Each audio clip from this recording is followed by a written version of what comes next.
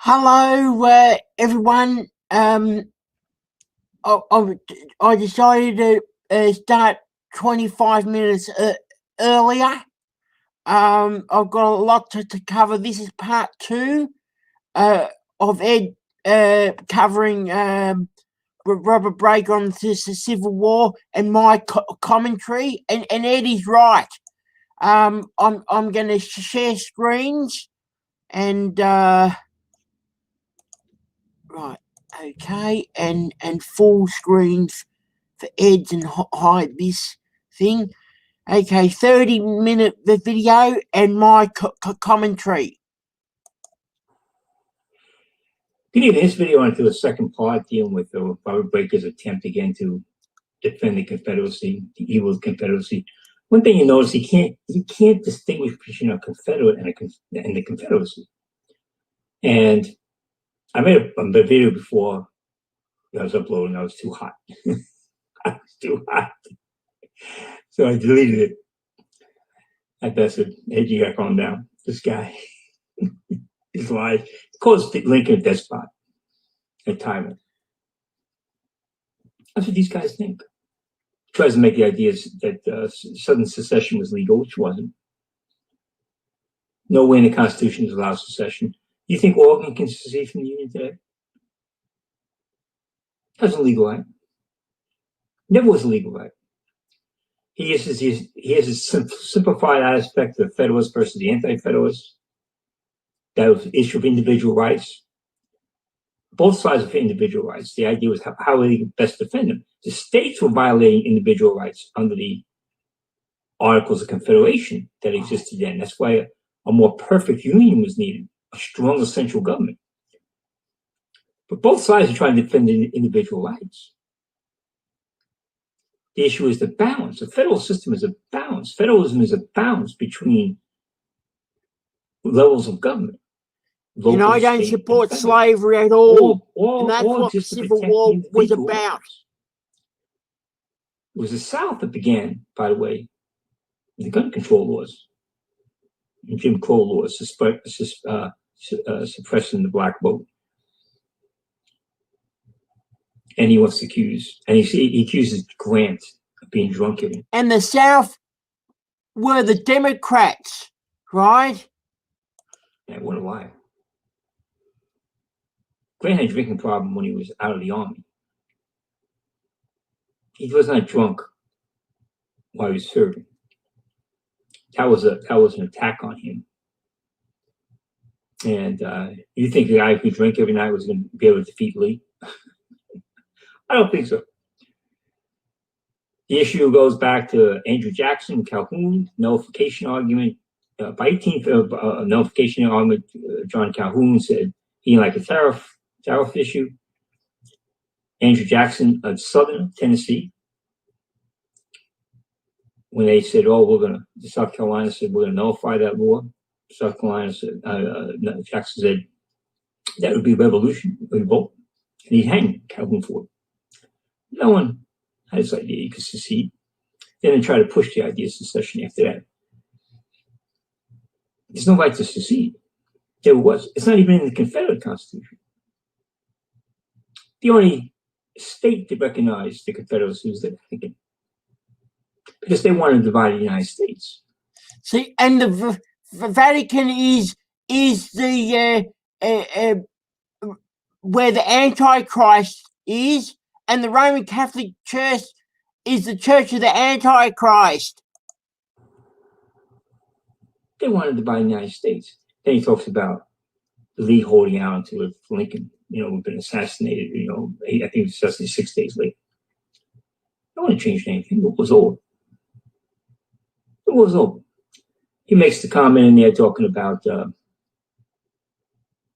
now there were blacks who with their slave owners up in the front lines, helping the Confederates. And sometimes they would shoot back at the Union Army. But they didn't get official weapon, official part of the army until 1864. Here you go.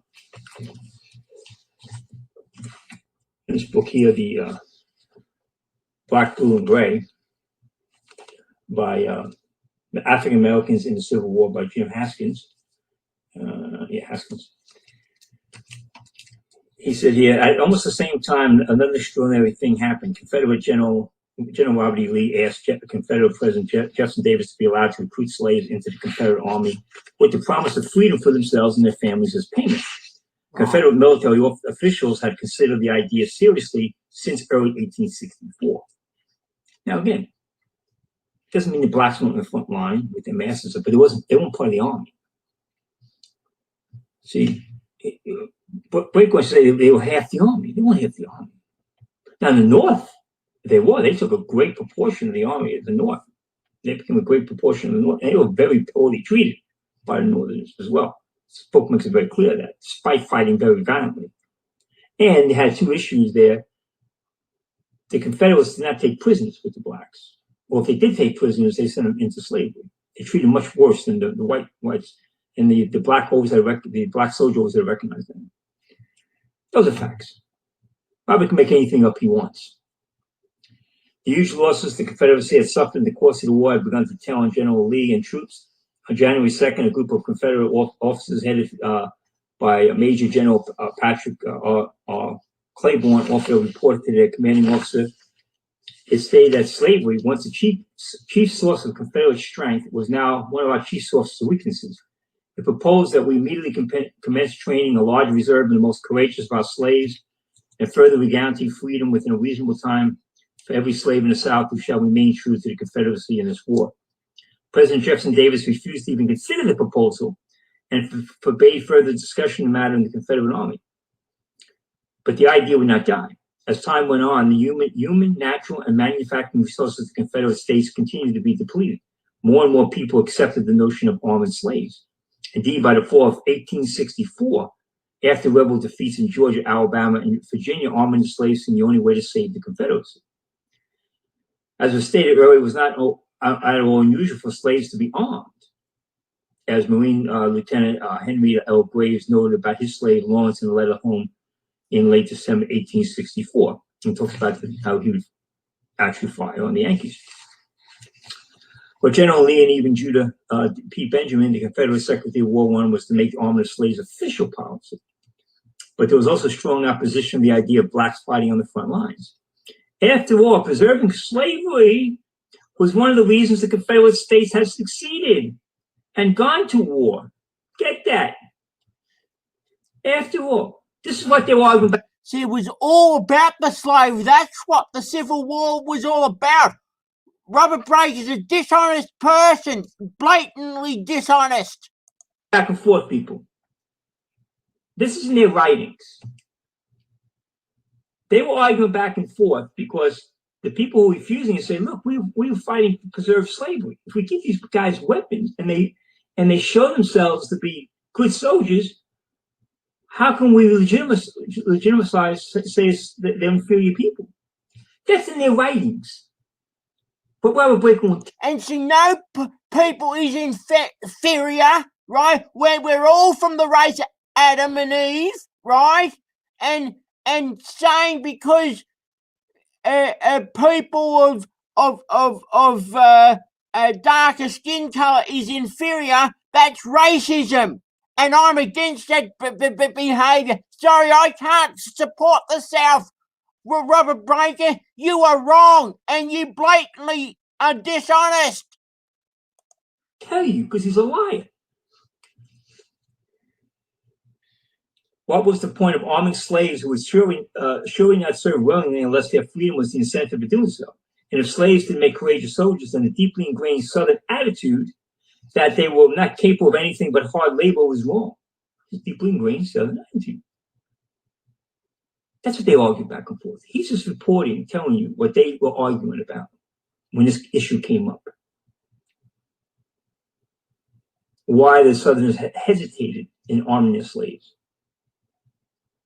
Because the cornerstone of their system was slavery and the inferiority of the black man.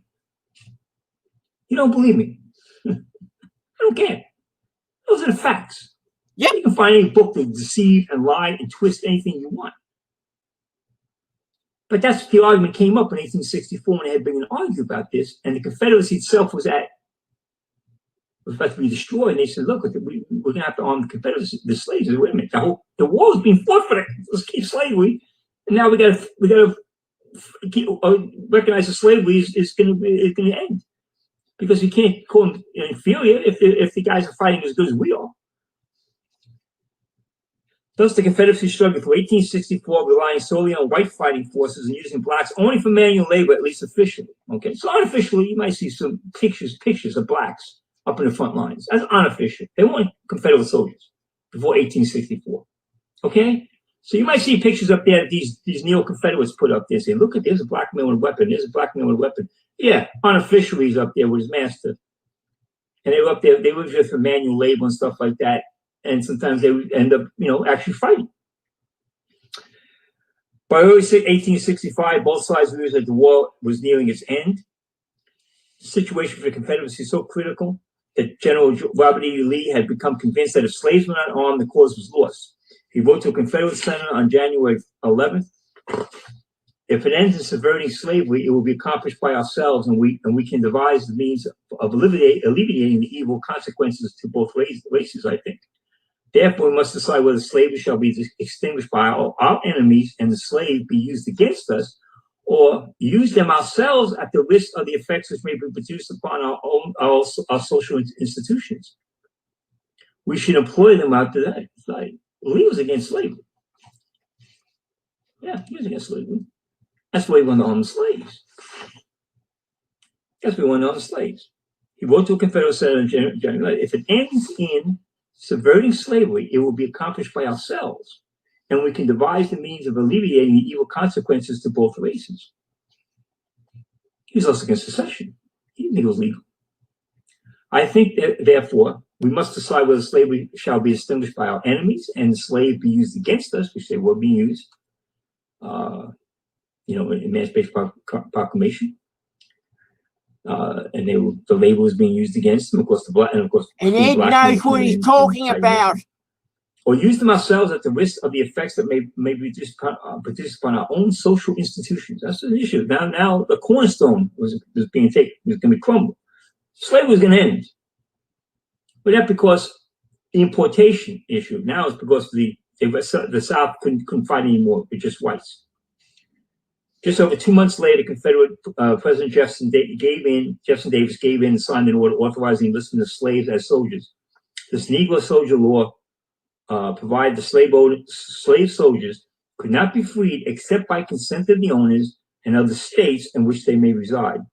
Ironically, in the same month, Congress finally passed the 13th Amendment to the United States Constitution prohibiting slavery and all other forms of involuntary servitude. Now, both sides in the war had dealt severe blows to slavery. The South in adopting a policy that would lead to the end of slavery, and the North in actually ending it. The Negro soldier law came too late to be much benefit to the Confederacy. It took time to recruit and organize military regiments. In fact, only a few regiments of slave soldiers have been organized before General Grant ordered an all-out assault on Pittsburgh and Richmond, Virginia. So what is this guy talking about? Half the Confederate army was slaves, were blacks.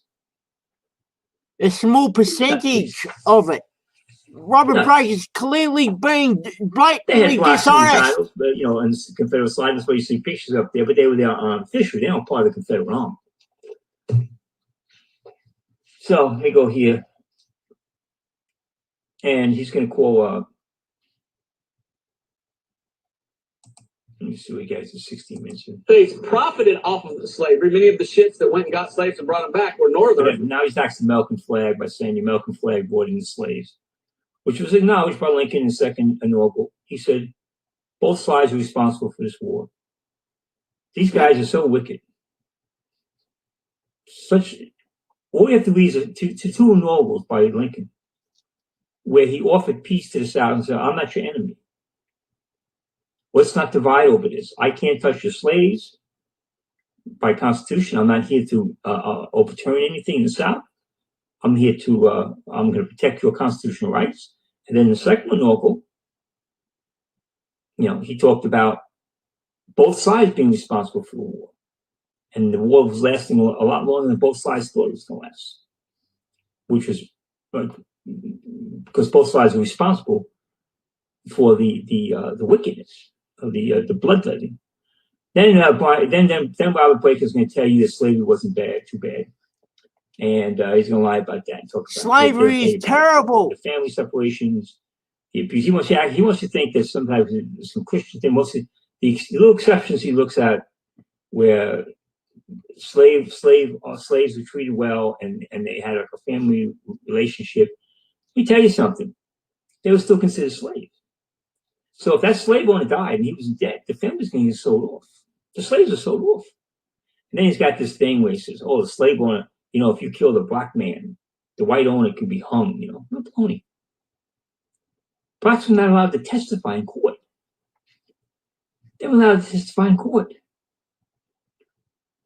And he's talking about the North having 30% more slaves. By 1830, slavery was over in the North.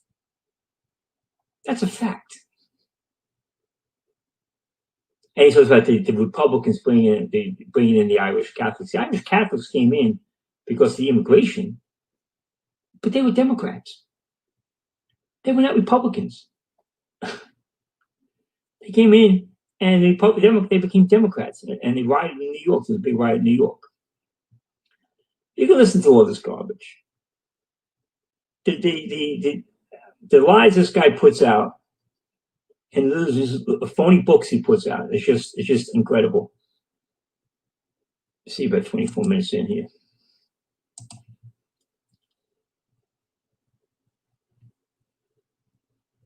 But there were laws in the South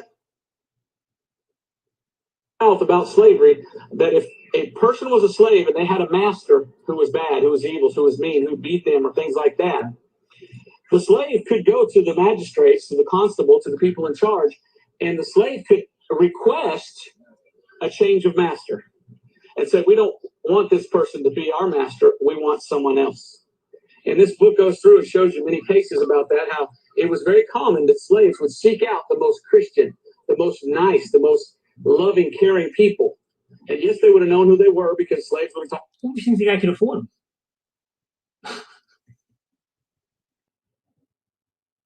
Who do you think they could afford them? But it had to do with anything. Frederick Douglass, who escaped slaves, talked about how brutally they were treated. I read a thing from Shelby where they get blacks to beat other blacks.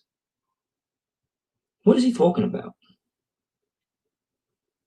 There's this attempt to cover up history and lie about what slavery was really about, and to create this idyllic image that it really wasn't that bad.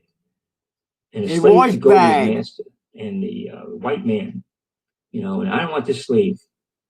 I don't want this master. The master would sell you. The master would sell you away.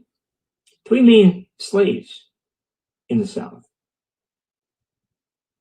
And if you do as you're told, Frederick Douglass talks about them, they would hire guys to break you. Talk to other slaves, and then, well, my master is nice. My master, my master, and they said, boy, I wish he was my master, kind of thing. And there were many times that slaves would go seek out another master and say, hey, would you purchase me? Because this guy. And if you have the money, what you do? And you think you're just going to just walk out to a plantation, another plantation, hey, can you push me? But again, the idea that slavery hardened the issue was that it was always considered a negative. It was always considered evil. Yep. Until about 1840, when slavery began to be seen as a positive good. And that's what these guys are pushing. And it's never a positive That's good. what it changed, people. It was always seen the idea of the Continental Constitution, we got to end slavery. We got to end slavery. It's an evil. It's a plague on our society.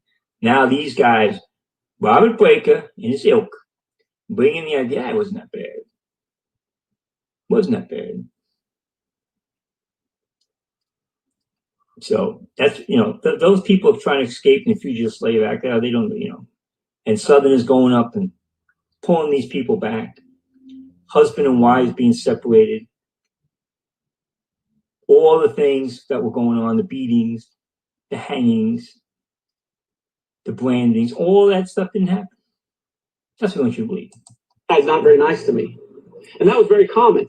Well, This is a simplistic, childish thinking this guy has. Stonewall Jackson didn't own any slaves in his life. He's not John Stonewall Jackson. Don't give us Stonewall Jackson. The issue is not a particular Confederacy. The issue is Confederacy. And the fact was, it's very difficult by the time Andrew Jackson, Stonewall Jackson, for a slave to buy his freedom. The states in the South had passed laws forbidding it. Earlier you could. Slaves could buy, that's how you got free blacks in the South. They bought their freedom. But later on, states began hardening on that and denying that. So let me go here.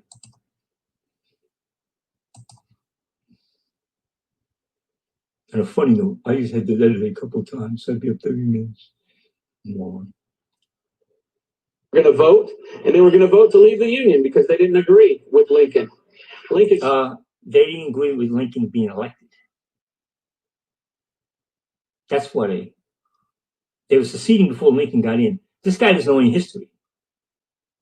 What sparked the secession wasn't disagreeing with Lincoln. It was the fact that Lincoln got elected. And Lincoln's name wasn't even allowed on the ballot in the South. Sent in troops, and by bayonet point, allowed his troops to vote. It's on Melvin now.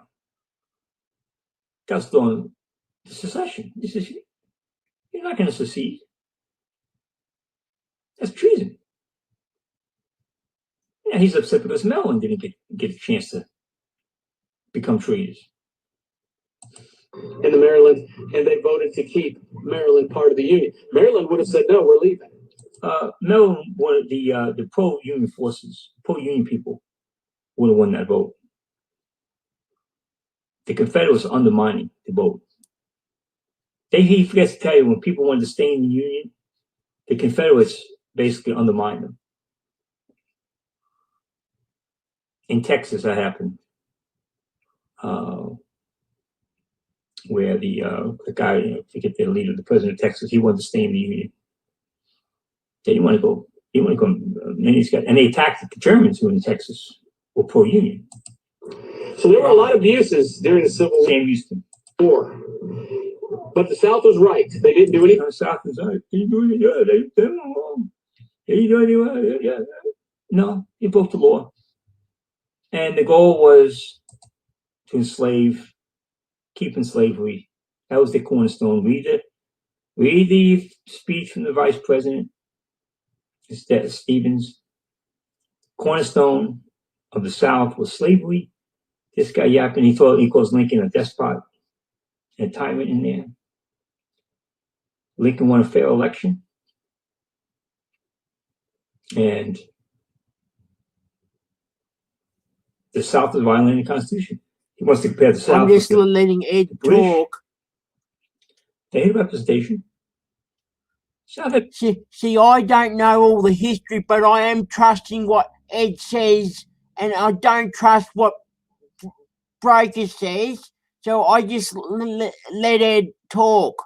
Representation. They were all represented because of the three-fifths rule, where black was considered 3/5 of a person, which increased, therefore, the white representation in Congress, the South. Those are facts, people. They're facts, but they're facts in context, which this guy would never give. Because Break is clearly, blatantly dishonest. That's why the theology is fouled up. That's why the theology is fouled up, people.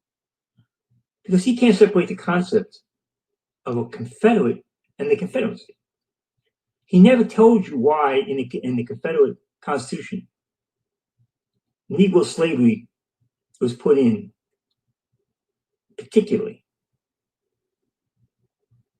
in there to say it can't be forbidden to expand. He never talks about that. They never do. Because that was the issue of the war. Lincoln was elected to stop that expansion. And the idea with 1808, the slave things was like, well, 1808. The fact is that the blacks were still reproducing. And if you can bring slaves in from Africa, you're cheapening the commodity that the slaves are already in the South. That's why they didn't want African slaves being brought in. It decreased the value of the old slaves. It's because of law of supply and demand. So let's not put this up. I want to shorter. This weather was way too long. I got too heated. Because this guy is just, but they'll believe this garbage. This is simplistic, naive. He's garbage. Stupid. And he's going to go, let me see if he's. And I agree with Ed. He writes a blog saying this matters. A lot of people have compared George Washington to Robert E. Lee. George Washington stayed out on the field for 6 years knowing that he couldn't win. But he knew he had a cause that was righteous and just, and he was going to fight for it. And he won. He knew he was going to win. He won. Yeah, Lee didn't win. But he couldn't go on anymore. The army was defeated. He met a general that was as good as he was, Grant. Many say if Robert E. Lee would have done the same thing, he would have won, but he got tired after 4 years and quit. He got tired. Look at me. Now he's attacking Lee. Now he's attacking his own hero. He didn't get tired and quit. His army was shot. They had no shoes. They hadn't eaten in days. They were beaten. The Union Army was everywhere. The South was cut in half. He's attacking his. The guy. These guys are unbelievable. If he would have just waited, things could have been different. Yes, in other words, he says, see, if he just waited for the assassination of Lincoln, see that wouldn't change anything, Robert. It wouldn't change one thing. You know if it was going to stop the war because of assassination. But see that? He's glorifying John Wilkes Booth and attacking Lee. But I don't want to go into it. This is the fight that I want to fight because this is. It is a fight you want to fight. But he wants to keep bringing it up. Maya puts up blogs saying why the Civil War still matters. I'm talking about Breaker being. These guys never want to fight a liar about when they're wrong, and they're wrong on so many things. You makes your head spin. 50 years ago, and who cares? You're the one who put in a blog why the Civil War still matters. Now he's saying, who cares? He's this guy. He double talks at Breaker. Looking into. He's this guy. So I'll link it to his blog. Who cares? Now he's going to tell you who cares. Look at the words that come out of this guy's mouth when he wrote a blog. Why the Civil War still matters? And he's putting video trying to deceive you. He attacks Lee for getting tired. If he just waited 6 days, his men were starving to death. There was no army left. Compare him to, Washington held for 8 years. Lee should have held out. He got tired. What? He was hemmed in. They didn't have any outside support. Washington had the French. Learn some history, Robert Breaker. If the French had come in, we would have lost that war. Learn some history. You don't know theology, obviously. And you certainly don't know history. The reason we won that war in Washington because the French came in. If the French fleet hadn't come to Yorktown and defeated the British fleet, we still could have lost that war. They kept the British fleet out. And of course, they recognized this earlier after the Battle of Saratoga, and the French recognized this and got in the war themselves. And that was a big turning point. But the issue at Yorktown was the French fleet came, blocked the British, defeated them, and then Cornwallis was in the Southern campaign, And he kept retreating until he got into Yorktown, and he got blocked in. And the war still continued for a bunch of years after that. Where King George didn't want to give up, but it's essentially over now. I'm gonna stop with this. You guys, people, take guys seriously. He doesn't know what he's talking about anything. About anything. And you breaker people want to come up there, and he got the end here. Oh, it doesn't matter. 150. It does matter if Breaker keeps. Well, he says, why does the war still matter? Why keep carrying on? He attacked Lincoln. He attacks Lee. Boy, if Lee just hadn't been so lazy. Lee, that Lee, if he just waited 6 days, so Booth assassinated. He calls Lincoln a tyrant and a despot. If Lee had, assassinated that Lincoln, who knows? What happened? Yeah, North was just giving up. He calls all the people from North in his little thing on Civil War, spiritual war. It's like the Yankees war, Universalists, Unitarians. Then in the beginning of this video, he talks about, the black chaplain came up and the Southern and Northerners would pray together. I mean, I thought you said they were universals. Nothing this guy comes out of his mouth. The guy doesn't have the ability to think beyond a fourth grader. He cannot. He's superficial. All these PBI guys, though, they're just taught to regurgitate. They're not taught to think. And so he just regurgitates things he reads and picks up here, and he thinks, oh, look at that. And he regurgitates what he does with theology. He doesn't think about anything he says. Just, faith works just in the Old Testament. Oh yeah, I proved it. Look at these scriptures. Right. So let me put this up. Okay. Amen. Thank you. Okay, that's the end of part 2. Okay, I'll go back and I'll stop sharing. Hello, Mike. I'm not sure if you're still there. Yeah. Anyway, if anyone's got any questions, otherwise I'll go. So I'll just wait a tiny bit. Someone's watching. Okay, I don't think there's any. I might go then. Okay. All right. Bye.